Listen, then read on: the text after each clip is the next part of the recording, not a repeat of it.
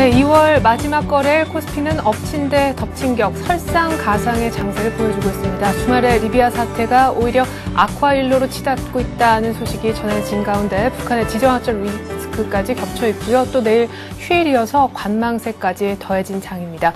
외국인들은 닷새째 팔자만 하고 있어서 오늘 수급도 별로인데다가 오늘 같은 날 때마침 프로그램까지 1,500억 정도 매물이 나오고 있는 실정입니다. 때문에 코스피는 지금 1,948선 정도까지 올라오긴 했지만 오늘 오전장에선 1,940선마저 내주면서 1,935.93으로 연 저점을 또다시 낮추었는데요. 자, 오늘 건설, 조선주 낙폭 크고요. 항공 그리고 증권주도 반등폭 그대로 다 토해냈습니다. 여기에 정유주까지도 유가 상승의 수혜주라고 하는 이 섹터도 분위기가 별론데 여러분들 낙폭과대라고 사셨는데 그래도 종목이 별로이십니까? 스피드 종목 상담 안내 먼저 드리겠습니다. 013-3366-0110번 무료 문자도 받고 있지만요. 이것보다 더 빨리 상담 받으실 수 있는 길 있죠. 샘플러스 홈페이지에 들어오셔서 와글와글 게시판에 글을 남겨주시는 겁니다. 종목 상담 요청하실 때 최대한 좀 상세하게 정보 남겨주시면 더 좋을 것 같네요. 1947.46, 코스닥은 506.30 열도록 하겠습니다. NH투자증권의 김영렬 연구원 먼저 만나보죠. 안녕하세요. 네, 안녕하십니까? 네, 자 코스피 올라온다고 하지만 1940선입니다. 이제 장중 분위기로 봤을 땐 1950이 거의 저항선 같네요. 네, 우선 월요일서부터 다소 좀 낙폭이 큰 모습입니다. 우선 지난주까지 주 후반 시장이 반등세를 보여주었었던 만큼 이런 분위기를 이어갈 수 있지 않을까라는 그런 기대를 해왔지만 주말 동안 중동 지역에서의 어떤 정세 불안이 아직까지 해결된 바가 없고 또 이번 주 들어서는 이 한반도에서의 어떤 지정학적 리스크에 대한 우려까지 더해지면서 전반적인 시장 센티먼트가 약화된 것이 가장 주요한 원인으로 보여집니다. 현재 시간대에 시장 거래량이 약 2억 주 정도에 그치면서 전반적인 어떤 저가의 매수세도 실종된 모습이 오늘 주요한 원인으로 볼 수가 있겠고요. 외국인과 프로그램 매도 등과 같은 수급 불안도 주요 원인으로 보여집니다. 전체적인 어떤 업종과 섹터별 변화를 살펴보면 오늘 소재, 산업재 섹터는 전반적으로 부진한 반면 다행히 IT와 은행을 중심으로 한 IT 금융 섹터는 상대적으로 강세를 나타내면서 전반적인 차별화 현상이 나타나는 것이 오늘 시장의 주요 특징으로 보여집니다. 네, IT 은행이 그나마 좀 선전하고 있다는 얘기 하셨는데 자, 화학주, 오늘 조선주, 건설주 전부 다 부진합니다. 글쎄 왜 이렇게 업종별 차별화가 나타나는 것인가 이 원인을 좀 알고 싶은데 최근 유가가 급등하면서 뭔가 펀더멘털에도 좀 영향을 주지 않았나 싶기도 합니다. 재밌는 부분은 유가가 그래도 계속 상승폭이 조금 줄고 있다 뿐 계속해서 상승하고 있는데도 이 수혜주라고 하는 정유주마저도 오늘은 약한 모습이네요. 네, 우선 이 국제 유가의 어떤 가격 변화로 인한 어떤 기업들의 그리고 업종별 영향을 고민한다라면은 사실 그 시세에 매일매일 고민할 수밖에 없습니다. 워낙 그 가변적인 변수인 만큼 만약 이번 중동 사태가 진정되면서 유가가 또 단기적으로 약세를 나타내게 된다라면 전반적인 어떤 시장 업황에 미치게 되는 영향이 정반대가 될 수가 있기 때문에 우선 시장은 이런 가변적인 변수에 좀 유동적으로 반응한다라고 볼 수가 있겠고요. 하지만 구조적으로 어떤 글로벌 경기에 대한 회복 과정에서 감안해서 본다라면 이번 중동 사태가 끝난 이후에도 어떤 물가에 대한 고민은 계속될 가능성이 크다라는 점입니다. 물가 상승은 결국 기업들의 어떤 수익성에 영향을 미칠 수밖에 없고 생산 원가 상승에 따라서 제조기업들은 아무래도 이 마진 악화를 고민할 수밖에 없는 만큼 전반적으로 여기에 영향을 받을 수 있는 화학, 건설, 조선 이런 그 소재 및 산업재 섹터의 경우는 여전히 우려가 좀 커졌다라 볼 수가 있겠고요. 상대적으로 오늘 강세를 나타내고 있는 IT 업종의 경우는 그냥 이론적으로 봤을 때는 IT 업종도 이런 어떤 물가 상승에 부담을 받을 것이라는 걱정이 크겠지만 실제로 IT 업종은 사실 원가에 대한 전가력이 상당히 높은 업종 중에 하나입니다. 단지 어떤 초기 투자 비용이 높게 가장 많은 비중을 차지하는 업종이기 때문에 그 물가 상승에 따른 수요 불확실성이 잠재될지 모르겠지만 사실 원가 전가력이 높기 때문에 오히려 인플레이션 기간에 상대적으로 또 수혜도 기대된다고 볼 수가 있겠고요. 또 최근 들어서 은행과 보험 업종이 강세를 나타내고 있는데 결국 물가 문제가 시장에 다뤄짐으로써 전반적으로 금리가 상승할 경우 은행과 보험 업종은 아무래도 영업 상에 어떤 좀 우호적으로 영향을 미칠 가능성이 높은 만큼 이에 대한 기대감이 있다는 점입니다. 결론적으로 결국 인플레이션 시대에 그 기업 이익에 영향을 미치게 된 그런 정도에 따라서 현재 섹터 차별화가 나타나고 있다는 쪽으로 살펴보고 이에 대한 영향력은 당분간 시장이 유지될 수도 있는 만큼 이에 대한 어떤 구조적인 변화에 대한 대비를 전략적인 측면에서도 필요하다고 볼 수가 있겠습니다. 네, 결국 인플레이션 수혜주라고 할 수 있는 곳에 IT도 들어가겠고 은행, 보험 역시 유망한 쪽으로 얘기를 하고 계십니다.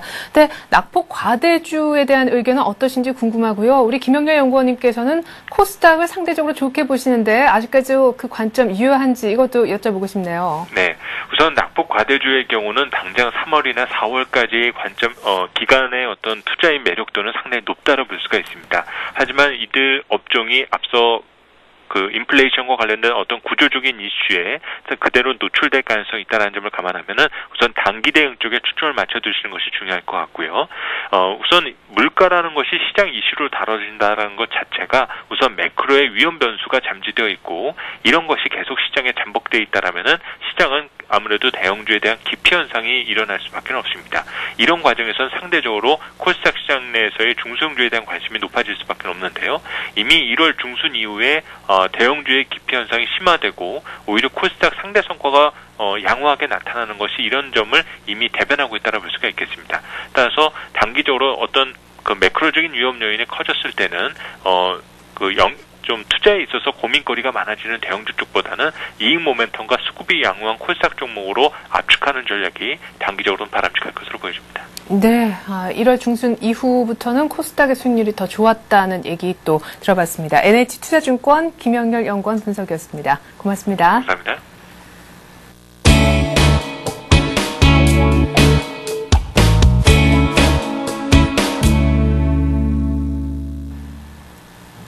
자, 오늘의 이슈 얘기 나눠보는 시간이죠. 하이투자증권의 김영진 부장 연결돼 있습니다. 부장님 안녕하세요. 네, 안녕하십니까. 네, 금요일장 하루 반등 갖고는 월봉상 중요한 지지선이라고 얘기하셨던 1970선 정도 마무리가 어렵겠는데요. 네, 그렇습니다. 5개월 이동 평균선 1970포인트도 붕괴하는 그런 모습입니다.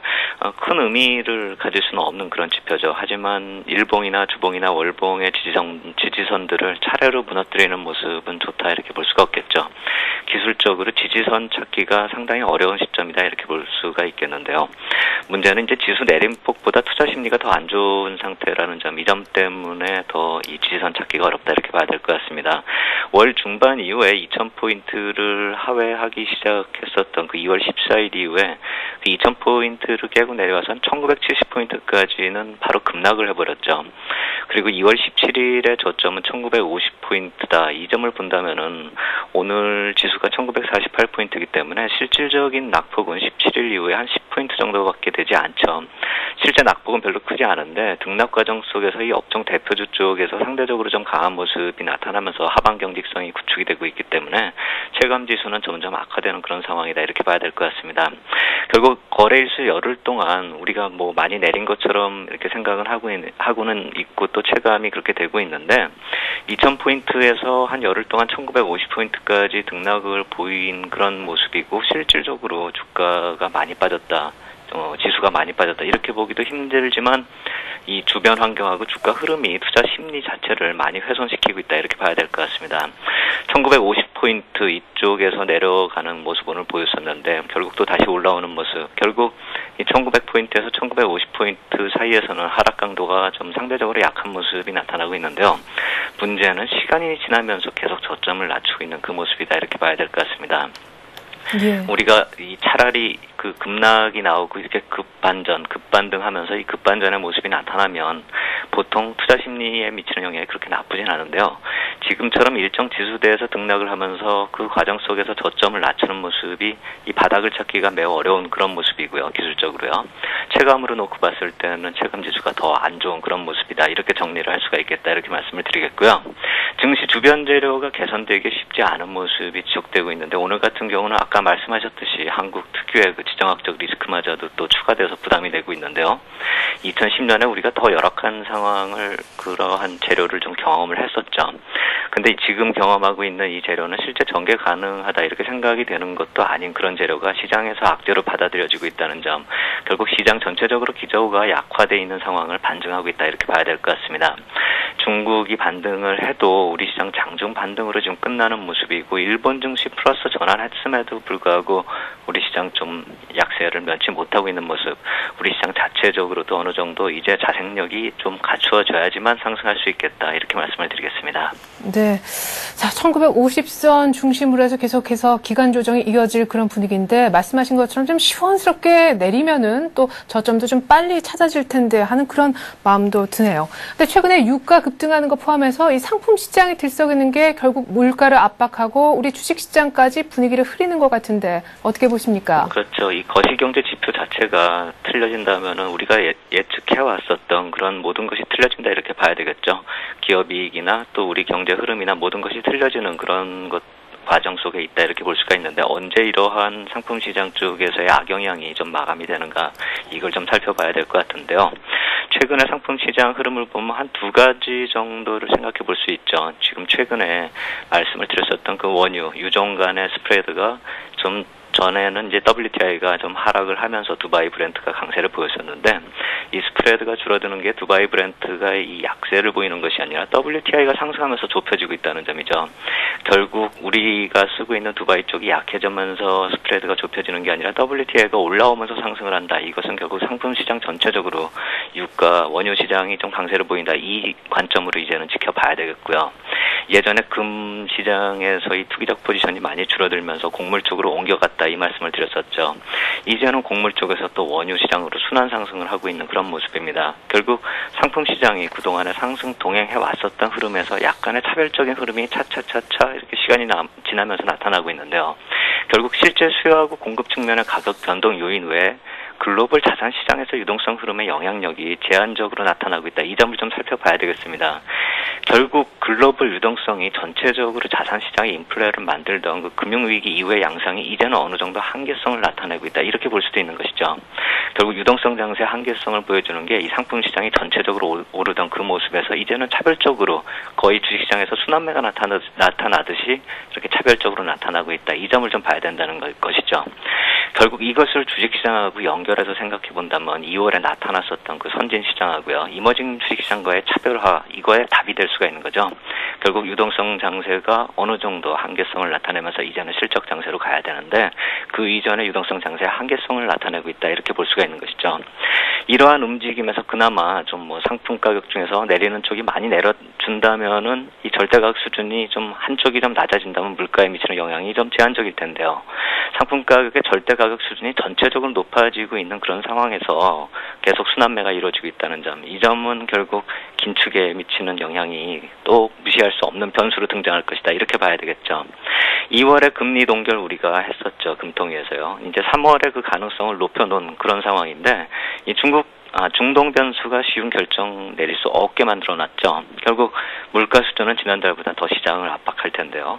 물가 수준이 이미 주가에 악영향을 주는 수준을 넘어서 있는 상태라는 점에서 이 부담 요인일 수밖에 없는데, 이번 금통위에서 또 어떻게 결정을 내릴지, 이 점도 또 시장의 불확실성을 높이는 요인이다. 이렇게 봐야 될 것 같습니다. 네, 이제 곧 발표가 되겠죠. 2월 소비자 물가 지수가 또 4%대로 나온다라고 한다면 이번 금통위에서 금리 인상은 불가피하다, 이런 전망들이 있는데요. 자, 3월 전망을 그렇게 밝게 하시는 전문가분이 안 계시는 것 같습니다. 금통위 포함해서 주요 일정들 한번 추려볼까요? 예, 오늘 지나서 이제 내일은 우리는 휴일이지만 미국 쪽에서는 ISM 제조업 지수하고 중국 쪽에서 PMI 제조업 같이 나오는 또 그날이죠. 내일 쉬더라도 이 지표는 한번 좀 살펴볼 필요 있어 보이고요. 그 이후부터는 이 취업자 변동하고 고용 지표가 주말까지 이어지는 그런 모습 나타나고요. 3일에는 ISM 비제조업하고 또 중국의 비제조업 PMI 지수, 또 우리 한국의 경기 선행 지수도 나오기 때문에 3일도 한번 잘 신경을 써 봐야 될 것 같습니다. 우리가 믿을 구석이라고 하나 있다라고 한다면 경기 선행 지수 중국 쪽이나 우리 쪽이 반전하는 그 점밖에 없겠다. 이렇게 말씀을 드리겠고요.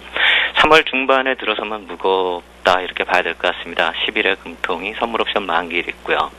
또 그때의 즈음에서 중국의 무역 수지, 물가, 산업 생산, 통화량, 신규 대출 항상 이 두 번째 주말 정도의 부담이 되는 요인들, 중국 쪽에서 나오는 긴축 소식이 또 나올 수 있다는 점 한번 또 말씀을 드려야 될 것 같은데요.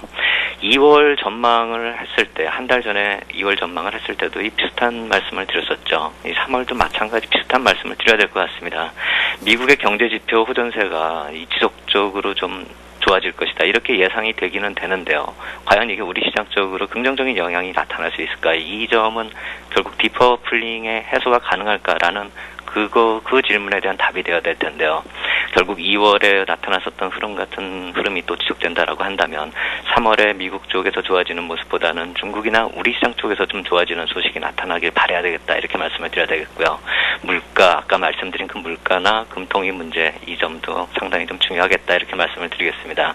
중국이나 한국의 긴축 재료가 이 시장이 반영되는 그 시간을 좀 따져본다면 중순 정도까지가 되겠죠. 또 선물 옵션 만기일이나 이러한 재료들이 더 중순까지 영향을 미치기 때문에 시장이 안정권 진입을 하려면 일단 이 중순까지는 좀 조심할 필요 있겠다, 이렇게 말씀을 드리겠고요. 중반 이전까지 뭐 어떤 특별한 개선을 기대한다기보다는 이 중동 쪽에서 나오는 소식만이라도 좀 완화가 된다면 반등이 나타나면서 지금 저점을 계속 낮춰가는 그 흐름에 대해서 반전이 가능하겠지만 결국 그거 역시 마찬가지로 우리가 상황을 좀 지켜봐야 될 것 같습니다. 결국 중반까지는, 3월 중반까지는 기술적으로 이 지지선 확보가 되는지 이것을 좀 확인하면서 접근할 필요 있어 보이고요. 적극적인 전략은 그 이후에 한번 생각해 볼 일이다, 이렇게 말씀을 드리겠습니다. 네, 그럼 3월 중반까지는 어떠한 액션도 취하면 좀 어렵겠다라는 말씀을 하시는 겁니까? 아니면 종목별로 약간씩 빠지는 것은 분할해서 조금씩 사둬도 괜찮다는 얘기를 하시는 건가요? 전반적으로 지금 주식 비중이 한 60% 이상 정도씩 되는 경우라고 한다면 굳이 여기서 현금을 다 실탄을 다 써버릴 이유는 없겠다, 이렇게 말씀을 드리겠고요. 중반 이후에 만약에 시장이 안정이 된다면 쫓아가더라도 지금 사는 거하고 큰 수익률의 차이가 없을 거다, 이 관점에서 본다면은 중반까지는 어느 정도 관망의 자세가 더 필요하지 않을까, 이렇게 생각이 됩니다. 네, 하이투자증권 김영진 부장과 함께 3월 전망까지 구체적으로 해봤습니다. 고맙습니다. 감사합니다.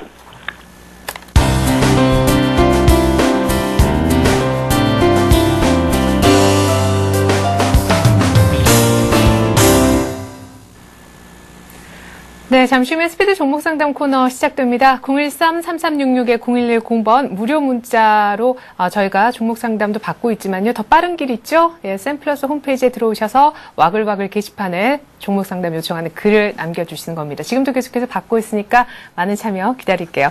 자, 이제는 동양증권의 최일종 팀장과 더불어 오늘 마감 전략 세워보고 또 포트폴리오 얘기도 구체적으로 해보도록 하겠습니다. 최 팀장님 안녕하세요. 네, 안녕하십니까. 네, 자 1940선 중반입니다. 그나마 낙폭을 줄인 게 이 정도인데, 자 낙폭과대주가 단기적으로 유망하다 전문가들이 그런 얘기를 많이 해서 아마 개인분들이 사신 분들도 있을 것 같은데 금요일만 반등하고 오늘 더 빠진 종목도 있으실 것 같아요. 이거 어떡합니까? 네, 그렇습니다. 일단은 장세 자체가 추세적으로 연속성을 가지면서 안정적으로 상승하는 분위기, 이러한 분위기가 현 시점에서 나타날 수 있느냐라고 봤을 때는 그런 부분이 조금 신빙성이 떨어진다, 이렇게 보시면 될 것 같습니다. 오늘 하락의 원인을 제공했던 부분이 이제 지정학적 리스크다, 이렇게 보시면 될 것 같은데, 리비아 사태가 이제 그 주말을 거치면서 상당히 조금 정체된 그런 흐름을 보여주고 있습니다만은 유가의 급등이라든가 이러한 부분도 우리 증시에 영향을 좀 미치고 있는 그러한 상황입니다. 현 상황에서는 이러한 부분에 있어서는 가격적인 측면에서는 적용이 되었다, 이렇게 볼 수도 있는 부분이 있습니다만은 오늘 나타난 지정학적 리스크, 키 리졸브 훈련으로 통한 북한의 이런 강도 높은 어느 정도 립서비스 부분이 이제 악재화가 되면서 지수를 하락시키는 그러한 부분에 있어서는 수급 공백이 생긴 우리 증시에 여전히 취약한 하나의 악재다, 이렇게 보시면 될 것 같습니다. 그래서 현 시점에서는 이제 북한 쪽에서 이제 행동으로 옮겨주는 그러한 이제 부분에 대해서는 이제 이 지수의 급락 이런 부분을 생각해 볼 수 있을 것 같습니다만은 북한의 이제 그 내부적인 상황이라든가 그러한 부분을 살펴봤을 때 극단적인 상황까지는 일어나지 않을 것이다, 이렇게 판단을 해볼 수 있을 것 같습니다. 그래서 어느 정도 이제 그 투자 심리는 저하가 되어 있습니다만은 1920선, 그러니까 1900선을 지켜준다라는 어느 정도 가정, 그리고 한번 언더슈팅을 한다고 하더라도 과거의 그 학습 효과로 인한 이제 급속도로 이제 그 회복되는 그런 모습이 나타날 수 있겠다라는 판단하에서 이번 이 훈련을 통한 어느 정도의 긴장 국면, 이러한 국면이 어느 정도 수급적인 측면에서 개선 효과를 향후에 나타날 가능성이 있겠다라는 판단을 해볼 수 있을 것 같습니다. 그래서 저점 지지 역할을 해주는 구간에서는 분할 매수가 충분히 가능하다, 이렇게 보시면 될 것 같고, 오늘 상승하는 종목들 이렇게 살펴보게 되면은 전기전자와 자동차, 운수 장비 쪽, 그리고 이 자동차 부품 쪽이라든가 이런 쪽 같은 경우는 여전히 견조한 모습을 보여주고 있습니다. 그래서 그런 부분을 생각해봤을 때 밸류에이션상이라든가 아니면 펀더멘털상으로 큰 하자가 없는 상황에서 전체적인 시장 리스크에 대한 어느 정도의 그 가격 하락, 이러한 부분이 적용된 종목들 가운데서는 저점 매수가 충분히 가능하다, 이렇게 보시면 될 것 같습니다. 그래서 전략적인 측면에서는 이제 주식 비중 자체를 갖다가 크게 늘리는 그런 전략, 이러한 부분에 대해서는 조금 이제 부담감이 없잖아 있습니다만은, 현국면에서 현금을 가지고 계신 분들 같은 경우는 이제 지속적으로 분할 매수하는 부분이 상당히 좀 향후 미래를 봤을 때는 상당히 좀 중요한 시점이 아닌가, 이렇게 판단을 해볼 수 있을 것 같고, 주식 비중이 높으신 분들 같은 경우는 이제 그때 이 상승을 했을 때는 주식 비중을 갖다 좀 줄이는 그러한 전략도 좀 필요할 것 같고, 포트폴리오를 좀 어느 정도 이제 그 가는 쪽으로 이제 재편하는 전략도 좀 필요한 시점이 아닌가, 이렇게 판단을 해볼 수 있을 것 같습니다. 그리고 어차피 이래나 저래나 주식장이 이제 끝나지 않는다라고 했을 때는 계속해서 이제 매매가 되는 부분이기 때문에 악재도 하나의 가격적인 측면에서 내려누르는 효과가 있습니다만은, 악재가 끝났을 때 가격적인 측면에서 이 탄력적으로 올라올 수 있는 부분을 생각해 본다 이러면은 어느 정도 이 매수의 기회를 지금 현 시점에서 가담을 하셔도 충분히 가능하겠다는 판단입니다. 예.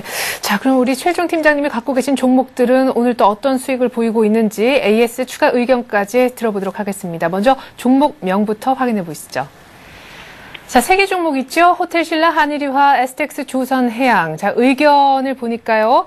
호텔신라 오늘 손절가에 거의 임박했었었는데 비중을 줄이겠다고 얘기를 하시고, 손절가를 터치한 STX, 조선해양은 그러나 계속해서 그대로 보유 의견 주셨군요.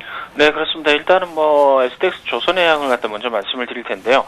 다른 그 조선업종, 특히 대우조선이라든가 삼성중공업 같은 1%대의 이 하락률, 이런 걸로 봐서는 조선해양 쪽에 4%대의 하락률을 보이는 부분은 상당히 조금 이제 급박하게 좀 떨어지는 부분이 있다, 이렇게 보시면 될 것 같습니다.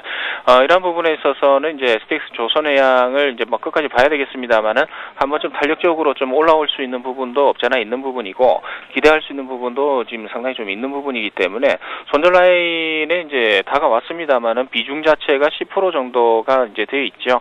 그런 부분에 있어서는 추가적으로 비중을 향후에 늘려갈 생각이 있기 때문에 일단은 현 시점에서는 손절을 생각을 적극적으로 하지 않겠다, 이렇게 말씀을 드려보도록 하겠습니다. 비중 자체가 좀 작기 때문에 향후 이제 비중을 어느 쪽으로 이제 돌리느냐에 따라서 이제 그 향후 이제 이 지수가 반등을 하면서 이러한 조선중공업주 쪽으로 이 테마가 어느 정도 형성이 될 가능성이 있기 때문에 그 부분을 조금 기대해 본다, 이렇게 말씀을 드려보도록 하겠고요. 물론 이제 호텔신라 같은 경우는 비중이 좀 높죠. 30%의 비중을 가지고 있습니다. 그래서 오늘 2.54%, 그리고 이게 700원 마이너스에 26,850원이 형성이 되어 있는데요. 일단은 손절 라인으로 제시해드렸던 가격이 26,500원 정도를 제가 말씀을 드렸었는데요. 일단 현 구간에서 비중을 좀 10% 정도를 줄이겠습니다. 그래서 그 비중을 줄인 걸로 이제 다른 종목을 갖다가 이제 매수를 하는 쪽으로 말씀을 드릴 텐데, 일단은 그에 앞서서 이제 한일유화 쪽을 이제 먼저 말씀을 드리게 되면은 견조하게 40원 마이너스에서 이제 추세의 이 국면, 상승 국면이 어느 정도 진행이 되고 있다, 이렇게 보시면 될 것 같습니다. 여전히 자동차 부품주에 대해서는 이제 글로벌적인 입장에서도 어느 정도 이 수급, 그러니까 이제 이 수요가 이제 증대될 수 있는 부분이 있기 때문에 우리는 국내의 그 자동차 부품주들에 대해서는 좀 긍정적으로 봐야 되는 거 아닌가, 이렇게 판단을 볼 수 있을 것 같습니다.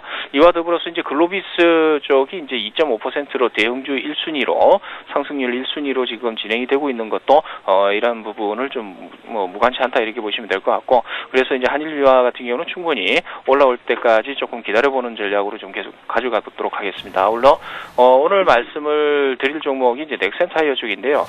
자동차 부품주들, 뭐 이 종목들 같은 경우도 이제 자동차의 타이어를 갖다가 이제 생산하는 기업입니다만은 넥센 타이어의 핵심적인 부분은 이제 그 뭐 수급적인 측면에서도 여전히 뭐 외국인들 3일 연속 순매수하고 있고 기관 쪽에서도 순매수하는 국면이 어느 정도 긍정적이다 이렇게 보시면 될 것 같은데 12,150원 고점 이후에 나타나는 눌림목 조정 이러한 부분에 있어서는 하나의 이제 추세적인 하나의 가격 조정이다 이렇게 보시면 될 것 같습니다. 그래서 적절하게 눌림목 조정이 완료된 이후에 나타나는 지금 현재의 이 바닥권 형성 이러한 부분은 매수 국면으로 충분히 가능한 부분이 아닌가 이렇게 볼 수 있겠고 당사의 모멘텀이라고 할 수 있는 부분은 이제 기아 자동차 쪽으로의 신차용 타이어 적용, K5 쪽으로 이제 그냥 100% 다 들어가는 부분이죠. K5와 그리고 소렌토 쪽에 이제 그 독점 공급을 하고 있는데 이러한 부분이 과거에는 이제 뭐 크게 없었습니다. 2008년도까지만 하더라도 신차 적용률 같은 경우가 뭐 거의 뭐 7%대에 불과를 했었는데 이 작년 2010년 정도에는 이제 2배가 이제 뛰어 올랐습니다. 그래서 14.6%까지 신차 적용이 되고 있는데요. 이러한 모습이 상당히 긍정적이다라고 할 수 있겠고 그리고 K5 쪽하고 이제 소렌토 이러한 쪽을 이제 그 공급을 하고 있습니다만은 향후에 이 점차적으로 이제 그 인지도 향상과 더불어서 점차 확대되는 국면을 우리가 생각을 해봐야겠다라는 판단입니다. 아울러 최근에 이제 타이어 가격이 이제 한국 타이어하고 좀 많이 비교를 하는데 한국 타이어가 이제 그 가격이 이제 똑같은 품종으로 해서 100이다라고 쳤을 때 넥센 타이어의 적용률이 82%까지 좀 올라와 있습니다. 70%대에서 최근에 이제 신차 적용률이 올라가면서 가격대가 지금 올라가는 부분이 있는데 그러한 부분에 있어서는 어느 정도 이 인지도 향상이 지금 적용되고 있다 이렇게 보시면 될 것 같습니다. 그래서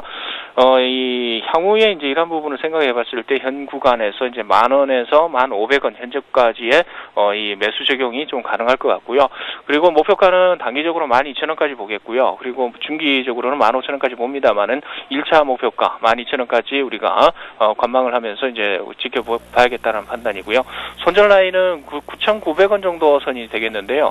그 정도 선에서는 이제 절반 정도의 비중을 갖다 축소를 하겠습니다. 차후에 비중을 확대할 가능성도 있기 때문에 9,900원 선에서는 절반 정도를 비중을 축소를 하고요. 일단은 9,700원대까지 떨어진다 이러면은 재매수하는 쪽으로 이렇게 말씀을 드려보도록 하겠습니다. 비중은 10%로 가져가도록 하겠습니다. 예, 그렇군요. 자, 호텔 신라의 비중 30%에서 20% 줄인 것으로 오늘 또 수익률 좋은 한일 이화와 비슷한 자동차 섹터의 넥센 타이어를 추가해 주셨습니다. 최종 팀장님 포트폴리오에는 호텔 신라, 한일 이화, STX 조선해양 그리고 넥센 타이어가 들어가 있게 됐네요. 오늘 말씀 고맙습니다. 감사합니다.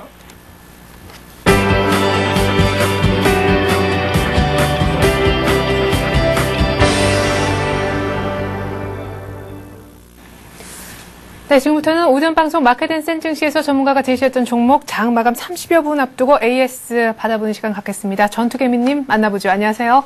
네, 안녕하십니까? 네, 오늘 아침에 신규로 추가시킨 종목은 없다고 들었는데요. 자, 보유하고 있는 종목 가운데서 아나패스 AS가 급합니다. 손절가 오늘 터치를 했어요. 예, 아나패스는 뭐 지난주 금요일에도 한번 전반적으로 그 부연 종목군들 그 차트를 보면서 한번 점검을 해드렸었는데요.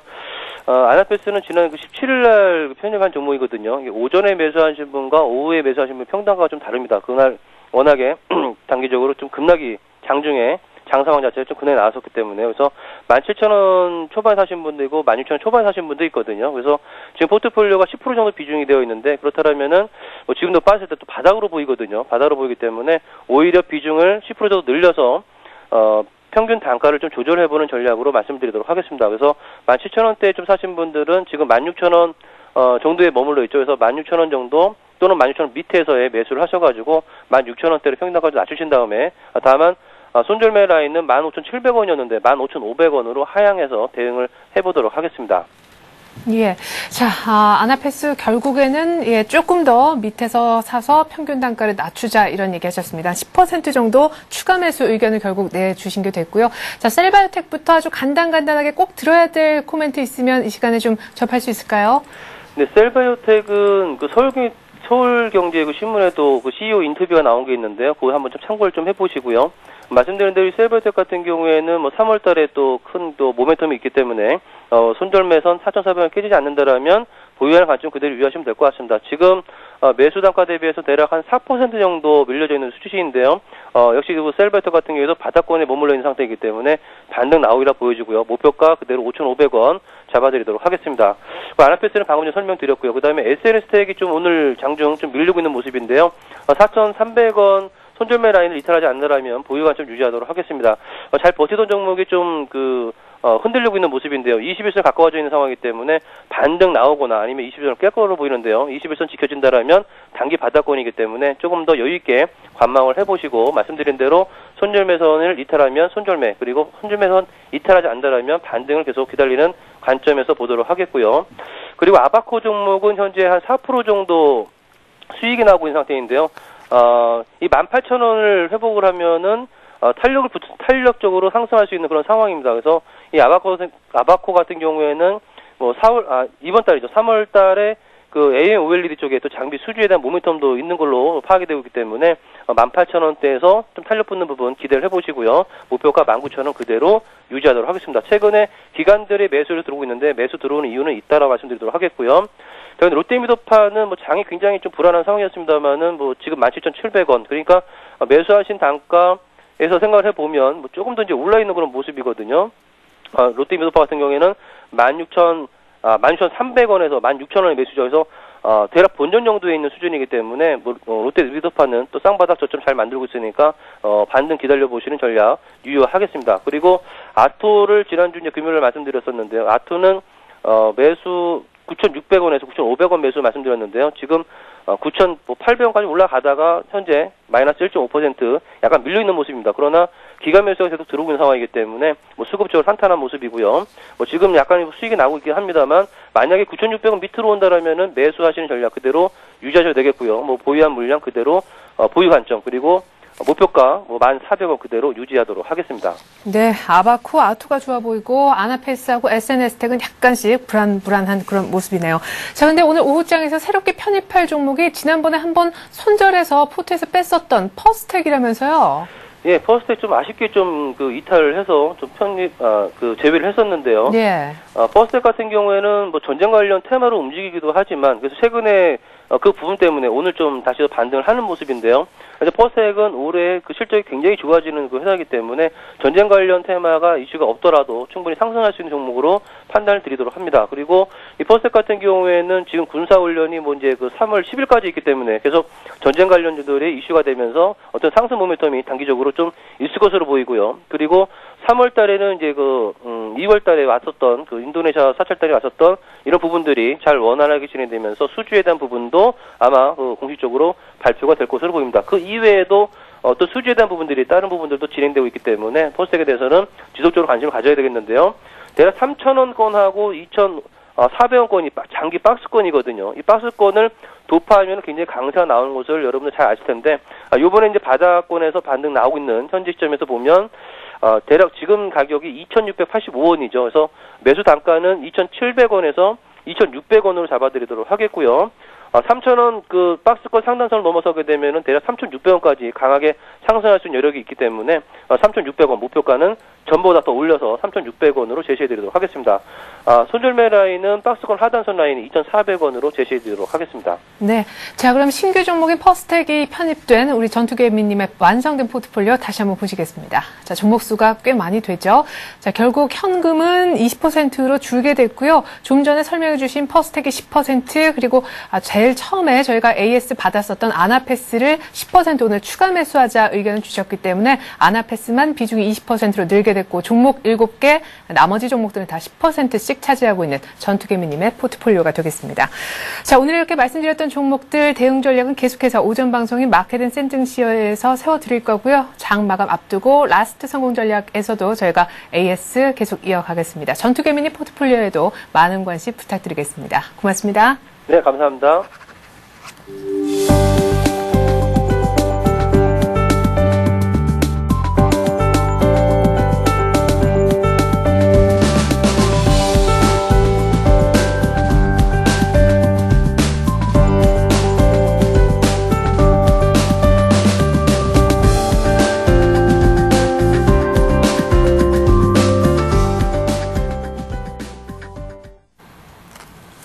네, 네, 지금부터 스피드 종목 상담 코너 시작하겠습니다. 013-3366-0110번 무료 문자 받고 있고요. 센플러스 홈페이지에 들어오셔서 와글와글 게시판에 종목 상담 요청 글을 남겨주시면 문자보다 더 빠르게 상담 받으실 수가 있겠습니다. 오늘 상담 풀어주실 두 분의 전문가 먼저 소개해드릴 텐데 메리츠증권증권 동소문지점에서 강보경 대리님이 나오셨고요. 엑스원에서 유창희 전문가께서도 함께해 주셨습니다. 안녕하세요. 안녕하십니까.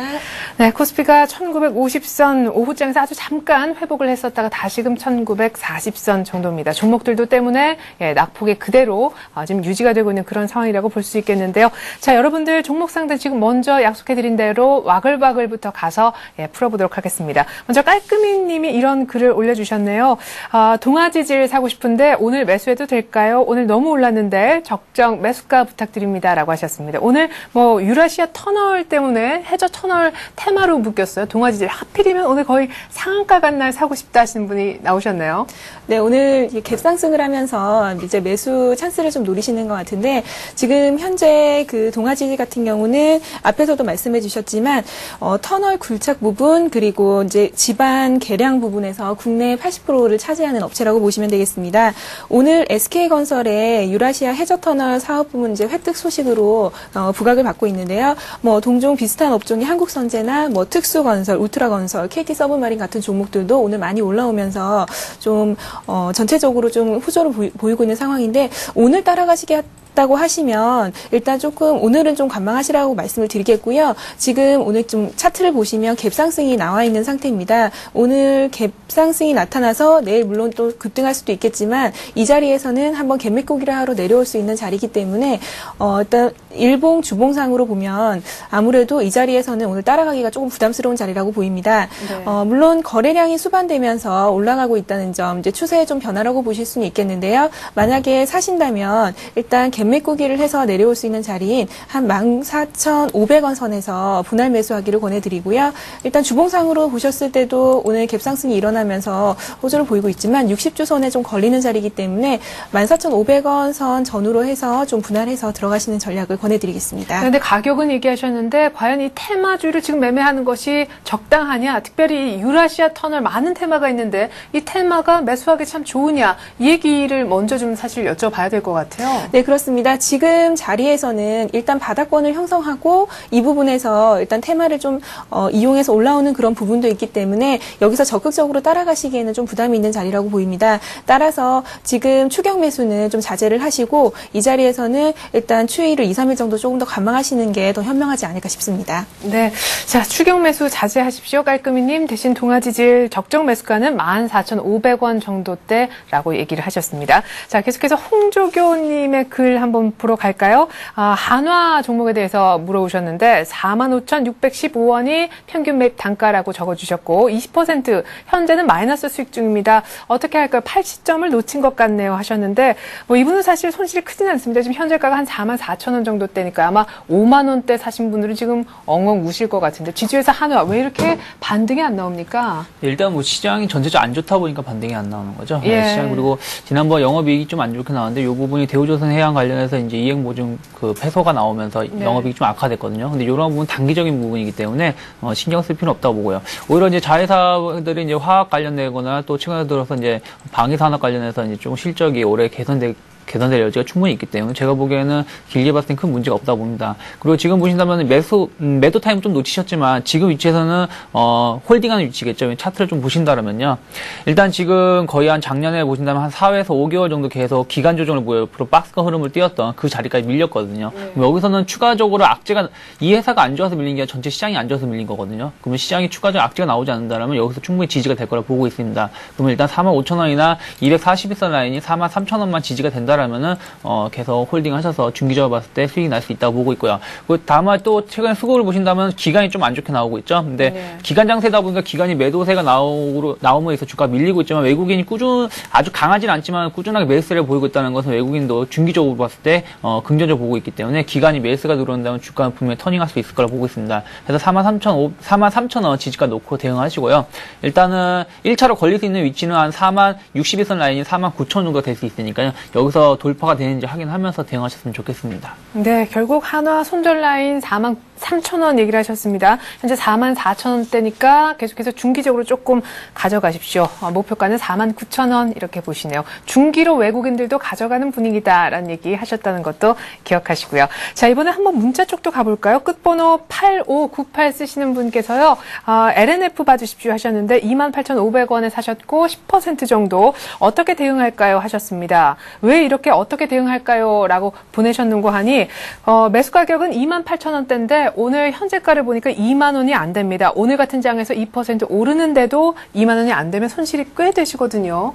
네, 그렇습니다. 지금 자리에서 추가 매입을 조금 고려를 하시는 부분인 것 같은데 일단 그동안 좀 빠졌던 부분 우선 LNF에 대해서는 그 이제 LCD의 핵심 부품인 백라이트 유닛을 생산하는 업체인데 2차 전지나 뭐 전기차 관련해서 이제 테마가 움직일 때마다 이게 많이 움직였던 종목이라고 보시면 되겠습니다. 지금 자리에서는 일단 뭐 실적에 대한 부분도 있었고요. 뭐 전체적으로 수급이 따라주지 않는다는 부분이 가장 안 좋은 부분인 것 같은데 일단 전저점을 깨고 내려오면서 계속 바닥을 형성해서 내려가는 그런 모습을 보이고 있습니다. 차트를 보면서 말씀을 드리겠는데요. 지금 계속 흘러내리는 흐름으로 지금 2만 원을 이탈하면서 내려오고 있는 상황인데 일단 이전 2010년 5월 6일 날 저점 근처까지 지금 내려오고 있는 상황입니다. 일단 바닥 근처까지는 왔다고 보셔도 될 것 같은데 수급으로 말씀을 드리자면 지금 수급이 개인이 계속 매수를 하면서 기관 외국인이 아직까지 뚜렷한 매수세로 전환하지 않고 있는 모습입니다.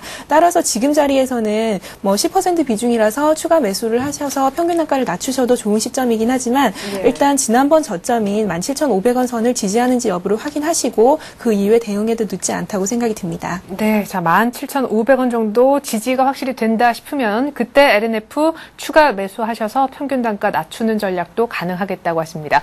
자, 추가 매수하는 시점은 17,500원 지지되고 난 다음입니다. LNF 저희 상담해 드렸고요. 자, 이번에는 서행이라는 닉네임 쓰시는 분 와글와글에 또 글 올려주셨군요. 한진중공업을 39,000원에 사셨고 100% 포트폴리오 전체가 다 이 한진중공업이신 분인 것 같은데 자, 전체적인 상담을 부탁한다고 하셨습니다. 쭉 가다가 지금 2월에 급락해서 3만 원대까지 내려왔어요. 수급도 안 좋군요. 예, 수급도 안 좋고 한진중공업 같은 경우가 조금 이제 안 좋은 게 뭐냐면 요즘 지금 구조 조정을 진행 중에 있거든요. 예. 그래서 회사 실적이 좀 안 좋고요. 그리고 이 좀 회사 내용이 다른 회사보다는 좀 부가가치 사업보다는 좀 낮은 벌크선 위주로 지금 제품을 많이 생산되고 있거든요. 그래서 영업이익 개선도 늘어지고 있습니다. 그러다 보니까 시장이 다른 종목 조선주가 강할 때 좀 약하게 오르고 다른 종목 밀릴 때 같이 강하게 밀리는 모습을 띄고 있는데요.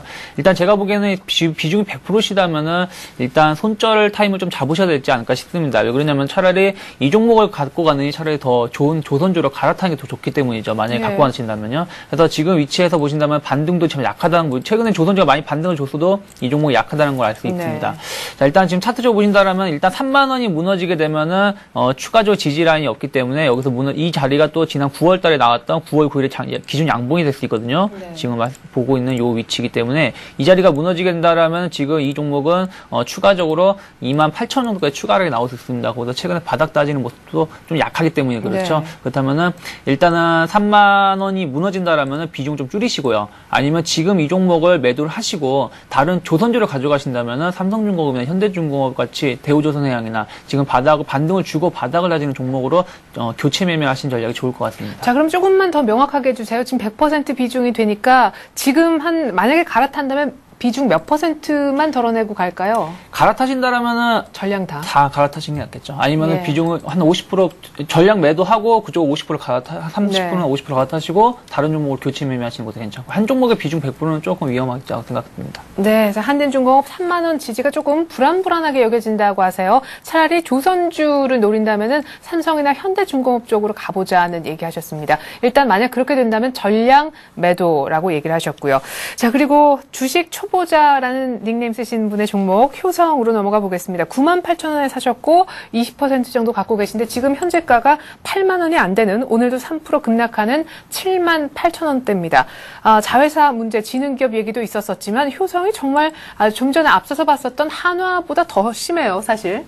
효성이 뭐 지금 지능기업에 대한 뭐 추가 수혈 가능성 네. 뭐 대두가 되고 있는데다가 그 4분기 실적에 대한 좀 불안감, 부담감이 어느 정도 반영이 되면서 지금 계속 흘러내리는 모습 보이고 있는데요. 지금 20% 비중의 그 매수가가 98,000원이면은 굉장히 조금 많이 부담스러우신 상태라고 보이는데 주봉을 보면서 말씀을 드리겠습니다. 일단 하락이 여기서 좀 멈춰야 되는 자리라고 보이는데 일단 주봉상으로 오늘 120주 이평선을 이탈을 하면서 다시 추세가 좀 깨지려는 모습을 보이고 있습니다.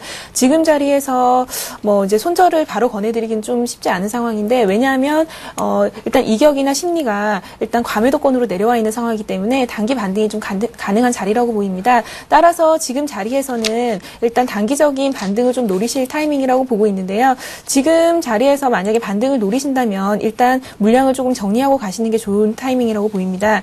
가격적으로 뭐 본전까지는 조금 힘들지 않을까 싶지만 지금 자리에서 일단 1차적으로 가능한 자리는 85,000원 선 그리고 2차적으로는 지난번 한번 양봉을 냈다가 하락했던 9만 원대 초반이 가능하다고 보이는데요. 일단 9만 원대 초반 오면은 일단 물량을 일단 전량 한번 정리하시고 지금 불확실성이 워낙 많은 종목이기 때문에 다른 종목으로 교체 매매를 하시기를 권해드리겠습니다. 네, 결국 85,000원, 9만 원대 정도에선 물량 줄이자 다른 종목으로 이제 슬슬슬 갈아탈 준비를 하자 이런 얘기하셨습니다. 당장 85,000원, 9만 원까지는 시간이 꽤 걸릴까요? 네, 지금 상황에서는 일단 지능기업에 대한 불확실성이 아직 많이 남아있는 상태이기 때문에 워크아웃에 대한 부분 앞으로 어떻게 해결이 될지 그런 부분에 있어서는 좀 추가로 자금에 대한 부분이 좀 불확실성이 남아있는 상황이기 때문에 뭐 1차적인 목표가가 오면은 일단 저는 한번 정리를 하고 가시는 게 좋지 않을까 싶습니다. 네, 자 계속해서 이번에는요 주식으로 밥벌이라는 아주 재밌는 닉네임 쓰시는 분의 종목인 한일이화를 좀 볼게요.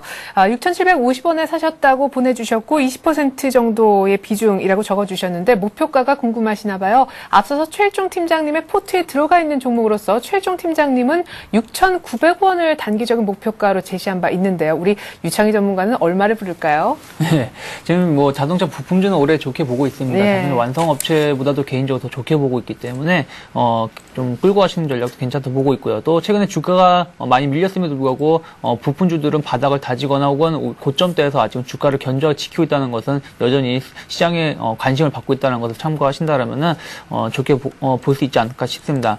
한일이화 같은 경우는 최근에 또 이제 바닥을 한 3개월 정도 미리 다지고 있었던 상황에서 자사주 매입 소식이 나왔죠. 그러면서 주가가 반등을 보였고요. 그리고 또 하나 지금 뭐 닛산도 우리나라에서 자동차 부품을 구매를 하겠다는 얘기가 나오고 있고요. 그러다 보니까 계속 자동차 부품주에 긍정적인 신호가 나오고 있습니다. 일단 지금 보신다라면은 제가 보기에는 뭐 기본적으로 7,000원, 7,000에서 7,100원 충분히 갈 수 있다고 보고요. 이 자리가 돌파가 된다라면 박스권 작년에 여름부터 가을까지 박스가 하단부이거든요. 이 자리까지 일단 반등이 나올 수 있다고 보고요. 여기가 돌파가 된다면 이전에 한번 1월달에 한번 돌파를 하다 실패를 했죠. 근데 여기서 만약에 돌파가 된다라면은 추가적으로 제가 보기에는 한 7,700원까지는 중기적 열려 있다고 보고 있으니까요. 이 부분 참고하시면서 홀딩하시면 좋겠고요. 다만 이제 지지가를 말씀드리자면은 종목이 아무리 좋아도 시장이 밀리게 되면은 추가 하락이 단기적으로 하락이 나올 수 있거든요. 네. 그런 걸 봤을 때 최근에 지지가 됐던 자리죠. 6,500원이 지지가 된다라면은 조금 끌고 가시는 전략이 좋을 것 같습니다. 네, 그러니까 6,500원만 안 빠지면 한일이화는 들고 있고 목표가는 결국 얼마로 잡으시는 거죠? 단기적으로는 7,000원이고요. 예. 중기적으로 보신다면 7,800원 정도까지 보겠습니다. 네. 자, 뭐 최일종 팀장님이나 우리 유창희 전문가는 단기적으로 한 7,000원 선까지 보시는 것 같습니다. 호흡이 짧으시다면 참고하시고요. 자, 이번에 업대중이라는 재미있는 닉네임 쓰시는 분의 한솔테크닉스를 좀 볼게요. 이분도 걱정 많으실 것 같아요. 58,000원대 사셨는데 지금 거의 한 주당 10,000원이 빠진 48,000원대입니다. 20% 정도 갖고 계시다라고 하셨는데 이 종목으로 별로 재미를 못 느끼셔서 그러신지 다른 종목 추천 좀 해달라고 하셨어요. 그러시군요. 네, 일단 간단하게 AS는 그래도 해드려야겠죠. 네, 지금 현재 한 20% 정도의 손실을 지금 보고 계신데요. 현재 상황에서 그 한솔테크닉스가 앞으로 이제 업황이 어떤지 그리고 지금 상황에서는 어떻게 대응을 해야 되는지 부분에 대해서 우선 말씀드리고 넘어가겠습니다. 일단 이 종목 같은 경우는 태양광 산업에 좀 직결된 종목이라고 보시면 되겠는데요. 물론 기존의 LCD 산업이나 그다음에 인버터 산업 같은 부분에서 일단 성장성을 이미 갖추고 있는 상황에서 태양광 산업이 이제 모듈 양산이 되면서 그 앞으로 더 이익이 좀 많이 성장할 수 있는 회사라고 보시면 되겠습니다. 하지만 거기에도 불구하고 지금 종목이 이렇게 좀 지진한 부분은 뭐 실적에 대한 부분도 있고요. 네. 지금 뭐 같은 업황에서도 뭐 전체적으로 거래량이 좀 실리지 않으면서 좀 많이 소외를 받고 있는 상황인데 지금 자리에서는 여기서 이제 반등이 나온다면은 뭐 1차적으로 여기 뭐 데드크로스가 발생하는 한 55,000원 선에서 한번 1차적으로 매도가 가능하지 않나 싶은데요. 일단 제 생각으로는 지금 워낙 단기적으로 많이 조정을 받은 데다가 이 업황에 대한 성장성 그리고 2011년에 대한 실적 기대감이 좀 부각이 되기 때문에 6만 원 선에서도 충분히 매도가 가능한 자리라고 보입니다. 따라서 6만 원이 일단 넘어가면은 한번 1차적으로 매도를 하시고요. 뭐 추가로 다른 종목을 좀 추천을 해달라고 하셨는데 만약에 이 뭐 똑같은 업종은 아니지만 태양광 쪽을 보고 계신다면은 일단 뭐 수급이 수반하는 OCI라던가 뭐 대장주 쪽에서 좀 매매를 하시는 게 낫지 않을까 싶습니다. 네, 자 태양광의 다른 조금 몸집이 큰 쪽으로 옮겨가고 싶다 하시면 OCI 얘기가 나왔고요. 우리 강보경 대리님은 지금부터 공개해드릴 관심주가 있습니다. 유창희 전문가도 마찬가지. 지금부터 좀 잘 채널을 고정해 주십시오. 우리 유창희 전문가의 오늘의 관심주 아주 제 관심을 끌었습니다. 오늘 4% 급락하는 LG전자를 들고 오셨어요? 네, LG전자 가지고 나왔습니다. 그 LG전자 오늘 좀 외국계 매도가 나오면서 좀 많이 밀렸는데요. 근데 왜 이렇게 파는 거예요? 뭐 그쪽에서 팔겠다는데 뭐라고 안 하겠습니다. 근데 예. 제가 보기에는 뭐 마지막으로 살 수 있는 길을 주는 게 아닌가 싶어요. 그러면 뭐 전기전자, LG전자가 그동안 안 좋았던 건 실적이 안 좋아서 밀렸던 거죠. 근데 실적이 안 좋았다 보면 이미 주가 승부에 반영이 됐다고 보고 있고요. 그 1분기 실적이 되게 좋게, 생각보다 좋게 예상이 되고 있거든요. 왜냐면 스마트폰 관련해서 옵티머 2X 제품이 되게 좋게 나오고 있습니다. 그리고 이제, 그거 이후에도 제품이 그냥 좋다라는 기대감이 아니라 정말 제품이 좋게 많이 팔리고 없어서 못 팔고 있기 때문에 이러한 부분이 반영이 되면서 실적의 개선이 기대가 되고 있죠. 그런 걸 참고했을 때 제가 보기에는 지금 밀렸을 때 한번 매수해볼 만한 위치가 아닐까 싶어요. 특히 이제 최근에 보면 하이닉스가 이런 식으로 밀리다가 반등 가격이 줬었거든요. 네네네. 그런 걸 봤을 때도 한번 매수해볼 만한 타이밍을 생각하고요. 지금 보신다면은 차트로 봤을 때 이 12월 3일이죠. 지금 체크해드리는 양봉 위치가 기준 양봉인데요. 여기가 지지가 된다라면은 제가 보기에는 박스가 하단 위치죠. 거기다가 해서 한번 매수할 만한 위치라 생각을 합니다. 그래서 어차피 오늘 장이 끝났고요. 다음 주를 노리신다라면은 10만 6천원에서 11만 3천원 사이에서 매수하시면 큰 무리는 없어 보이거든요. 그리고 그러니까 여기서 한번 매수해 보시고요. 다만 이제 이 기준 양봉이 무너졌을 때가 조금 문제가 될 수 있겠죠. 그 자리가 이제 10만 5천원, 10만 3천원이거든요. 근데 제가 손절가 10만 원 잡아드렸으면 러프하게 잡아드렸으니까요. 10만 원 정도가 무너지지 않는다라면은 이런 IT주는 이번에 시장이 조정이 마무리가 된다라면 주도주로 나올 수 있기 때문에 한번 관심 있게 보시면서 한번 매수해볼만 하지 않을까 싶습니다. 네, 아주 우리 예리한 유창희 전문가가 오늘 급락하는 LG전자를 관심주로 갖고 오셨습니다. 자, 업대중님께서 전반적으로 주식 비중은 몇 프로 가져가면 좋을까요? 주식은 어려워님도 종목 하나 사고 싶은데 종목 얘기 좀 해주세요 하셨습니다. LG전자 하나 얘기 드렸고 이제 하나 더 네오이즈 게임즈를 오늘 갖고 오셨죠. 전반적인 주식 비중은 몇 프로로 갖고 가야 될까요에 대한 답도 좀 해주시면 좋겠어요. 일단 짧게 말씀드리자면은 시장이 여기서 금요일날 반등이 나오긴 했지만 일단 21선, 60일선에 대한 데드크로스에 대한 단기적인 반등이라고 아직 보이고 있고요. 전체적으로 외국인이 5일째 매도가 나온다는 점에서 일단 현금 비중은 어느 정도 갖고 계셔야 된다고 보고 있습니다. 일단 현금 비중은 60% 정도, 40% 정도 보유를 하시라고 말씀을 드리겠고요. 제가 오늘 말씀드릴 종목은 네오이즈 게임즈라는 종목인데 일단 중국 시장에 대한 부분을 포커스를 맞춰서 말씀을 드리겠습니다. 이 회사는 2005년도에 이제 스페셜 포스라는 그 게임으로 좀 많이 부각을 받은 종목인데요. 일단 2002년부터 2010년까지 연평균 한 50%가 넘는 고성장을 한 회사라고 보시면 되겠습니다. 2011년부터 중국 온라인 게임 시장에서 이제 이용자가 4천만 명이 증가할 것이라고 예상이 되고 IFRS에 대한 부분도 부각을 받을 수 있기 때문에 이 종목에 대해서 이제 중국 시장에 포커스를 맞춰서 매매를 하시면 되겠습니다. 그동안 4개월 가까이 좀 조정을 받았었는데요. 지금 차트를 보시면 제가 미리 박스를 쳐놨는데 이미 선조정을 받아서 바닥을 다졌다는 점 그리고 수급상으로 지금 기관 외국인 굉장히 좀 강한 매수세가 들어오고 있다는 점 긍정적으로 보시고요. 매수가는 46,500원 선 말씀드리고 목표가는 52,500원 그리고 손절가는 짧게 44,000원 말씀드리겠습니다. 네, 중국 모멘텀 있는 네오이즈 게임즈까지 얘기 들어봤습니다. 두 분의 전문가와는 이쯤에서 인사 나눌게요. 말씀 고맙습니다. 네, 고맙습니다. 자, 오늘 대내외 악재 속의 코스피는 결국 1940선 정도에서 끝낼 것 같습니다. 2월 정말 힘든 달이었는데 막판까지 분위기가 안 좋군요. 전 장 끝나고 2부로 다시 인사드리겠습니다.